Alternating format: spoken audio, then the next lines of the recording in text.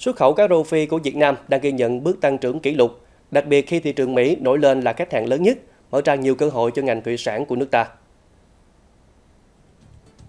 Theo số liệu từ Cục Hải quan, trong 8 tháng năm 2025, xuất khẩu cá rô phi bao gồm cả cá diêu hồng đạt hơn 63 triệu đô la Mỹ, tương đương gần 1.650 tỷ đồng.